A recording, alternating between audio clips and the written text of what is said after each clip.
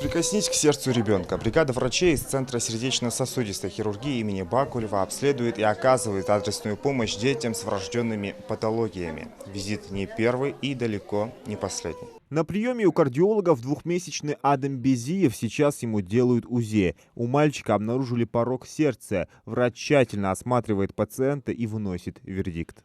У него был обнаружен дефект межжелудочковой перегородки диаметром 5,5 мм. Дефект расположен в таком месте, который никогда не закроется.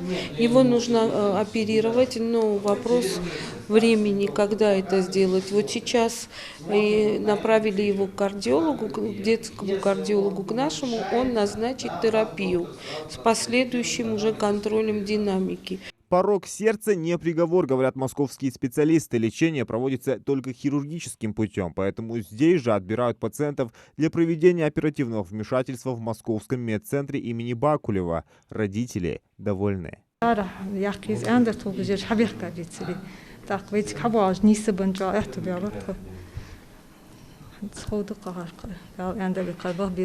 В коридоре выстроилась целая очередь. Счет идет на несколько десятков человек. Только за день бригада врачей должна принять как минимум 100 маленьких пациентов. Аминат Албакова также ждет своего часа. У ее мальчика тоже врожденный порок сердца. Женщина не так давно переехала в Ингушетию. Счастлива, что не нужно выезжать за пределы республики. Местные врачи ее также приятно удивили. Зурабова Радима Баматкиреевна, я к ней обратилась первый раз и была удивлена, настолько квалифицированные специалисты у нас в республике работают.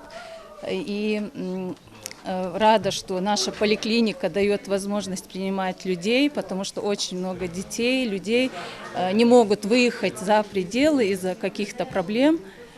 Все это можно решить на месте, отобрать и уже организовать выезд. Врачи медцентра Бакулева около 10 лет регулярно приезжают в республику, проводят консультации, диагностику и отбор пациентов на операции. Пороки сердца – самые частые диагнозы, которые встречаются у них в практике. Ну, бывают еще тяжелые пороки. Вот сейчас аномалия Эпштейна еще была. Взрослый парень, 14 лет, но уже у него нарушение ритма. Тут тоже нужно корректировать только оперативным путем.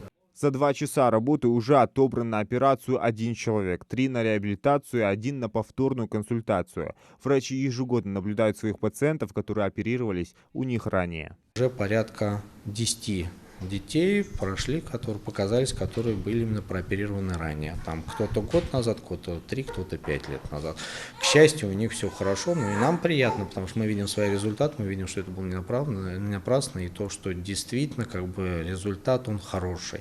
И дети вот ушли, и мамы в том числе ушли радостные, потому что им было сказано, что ребенок здоровый. К счастью, сейчас в центре у нас есть еще реабилитационный центр, который тоже позволяет дополнительно, мало того, что пройти восстановительное какое-то лечение, но и также получить дополнительно полноценное обследование. Поэтому, если родители желают и есть какая-то возможность, то в рамках УМС они в любой момент, несколько раз в год, могут приехать и на диагностику, и на реабилитационное лечение к нам в центр. Как правило, 10-12% пациентов от общего числа отбираются на оперативное вмешательство в Москву. Команда кардиологов и хирургов Национального медицинского исследовательского центра сердечно-сосудистой хирургии имени Бакулева приезжает 2 раза в год в рамках благотворительной акции «Прикоснись к сердцу ребенка».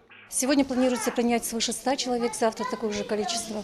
Поскольку акция бывает ежегодная, регулярно, 1-2 раза в год, иногда даже бывает, то мы охватываем все необходимое количество, смотрим до последнего ребенка.